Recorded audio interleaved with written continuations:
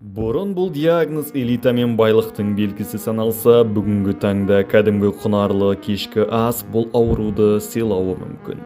Неліктен подаграны байлар ауруы деп атайды және де ол қалайша буындардағы төзімсіз ауырсынуларды тудырады?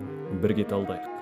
Подагра бұл жай ғана ісіну емес, бұл зат алмасудың жүйелі бұзылуы, қанда пуриндердің көп болуына байланысты несеп қышқылы тым көп түзіліп жинала бастайды. Подаграның патогенезіне тоқталатын болсақ, қышқыл тым көбейіп кеткенде ол кристалдана бастайды. Кристалдану буындарда ұстарадай өткір микроскопиялық инелер өсіп шығады.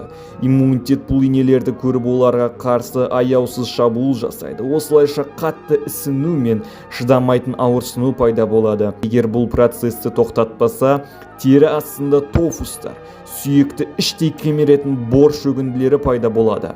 Бірақ ең сорақысы бүйрекке тиеді. Кристалдар оны бітеп тас байлануына және бүйрек жеткіліксіздігіне әкеледі. Подаграны шақыратын тағамдарға бізде ішкі мүшелер, қызыл ет, оған сиыр еті, қой еті, жылқы еті, шұжық өнімдері жататын болады. Сондай-ақ көп мөлшерде тұзды қабылдау осы подаграның дамуына алып келетін болады. Ертеректе подаграмен көп жағдайда аристократтар ауырған, себебі аристократтар ғана көп мөлшерде ет пенен виноға қол жеткізе алған. Қорытындылай келетін болсақ, подагра патшаларды таңдамайды, ол тамақты дұрыс тұтына білмейтіндерді, яғни көп мөлшерде жейтіндерді таңдайды. Аяқтарыңыздың ауырсынуын қаламасаңыз, рационыңызды қадағалаңыз. Келесі кездескенше, қош сау болыңыздар.